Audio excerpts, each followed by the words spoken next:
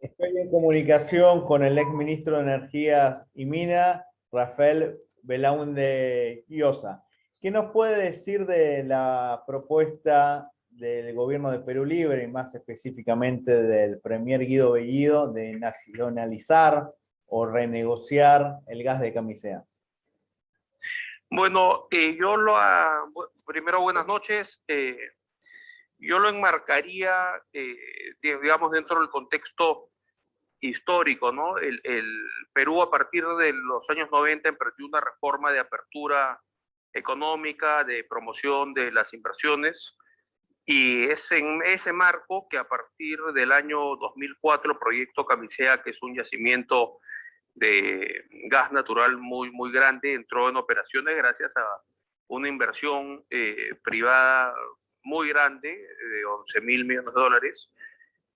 Y ha triunfado en el proceso electoral un movimiento de izquierdas chavista, radical, y básicamente lo que el primer ministro ha planteado ha dicho que quiere renegociar el contrato sin especificar claramente en qué término, pero ha advertido que en caso no se acepten sus condiciones, van a nacionalizar el yacimiento, ¿no? Entonces, es una especie de renegociación coactiva, ¿no? O aceptas mis términos O te como se dice nacionalizo, popularmente, ¿no? un chantaje.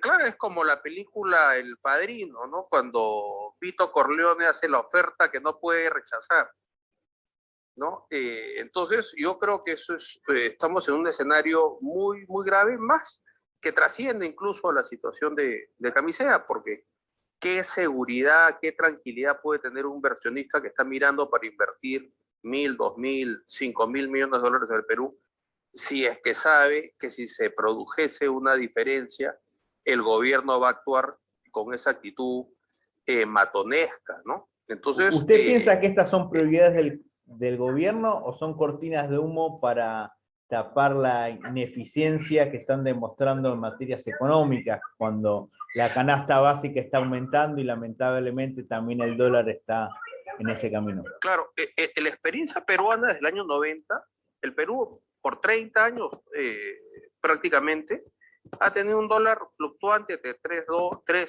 soles el dólar y 3.30 soles el dólar. Digamos, el dólar prácticamente no se ha movido. Hemos tenido un quinquenio donde el problema era al revés, que el sol se apreciaba mucho.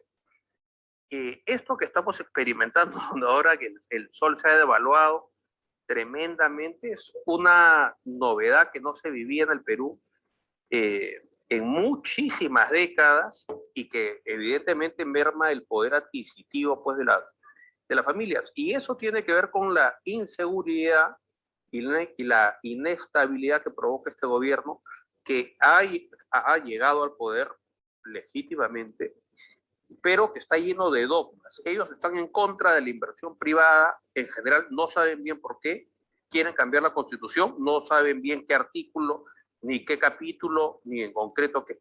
Entonces es gente que está movilizada por un dogma ideológico, ¿no? Ellos son marxistas, leninistas, como de inspiración cubano-chavista, ¿no? Entonces, estamos viviendo unas horas muy aciagas, donde dependerá del Congreso, donde hay una correlación de fuerzas democráticas que pueden dar la batalla para eh, fungir de muralla de contención de este embate comunista a la democracia del Perú, ¿no?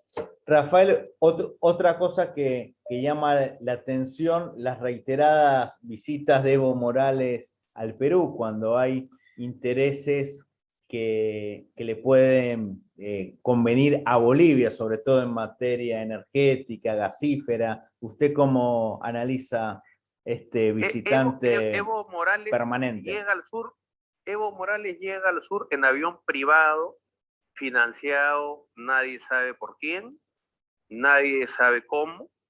Llega, instruye, da unas directrices, y al día siguiente el primer ministro las ejecuta. O sea, esto ha ocurrido. Vino un día Evo Morales y habló sobre la experiencia de la nacionalización de los hidrocarburos en Bolivia, que dicho sea paso, es un enorme y rotundo fracaso. Y al día siguiente el premier Guido Bellido salió a extorsionar al consorcio Camisea, que es el operador de estos yacimientos de gas. Entonces, acá la izquierda radical mucho ha promocionado la experiencia boliviana en el tema de los hidrocarburos, pero si uno ve los números, cuando Evo Morales comenzó su experimento expropiatorio y nacionalizador, Bolivia tenía 24 trillones de metros cúbicos de reserva y hoy día tiene menos de 7. ¿Por qué? Porque nadie invierte en un país donde no hay la menor seguridad, donde tu inversión y el retorno sobre tu inversión va a ser respetado, ¿no? Entonces, la experiencia boliviana es nefasta.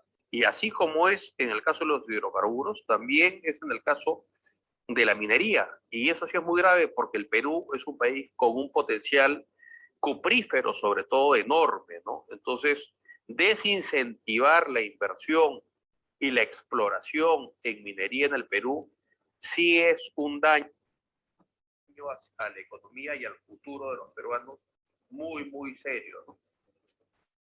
La última pregunta, ¿qué opina del ministro Merino, que está al frente del estratégico Ministerio de Energía y Minas? Bueno, yo creo que el ministro dentro del gabinete es de lo mejor que hay. Yo creo que es una persona que tiene voluntad, que no es una persona dogmatizada ni prejuiciosa. El tema es que está un poco entre la espada y la pared en un gobierno que primero no tiene una visión de qué quiere hacer con la minería y tiene al resto del gabinete que es gente que simplemente está en contra de la iniciativa privada, en contra de la propiedad privada y en algunos otros extremos gente que es marxista, leninista, que simpatizó con la subversión en el Perú. Entonces, su margen de maniobra está muy, muy limitado también, ¿no? Muchísimas gracias, muy amable. No, no hay por qué. Buenas noches.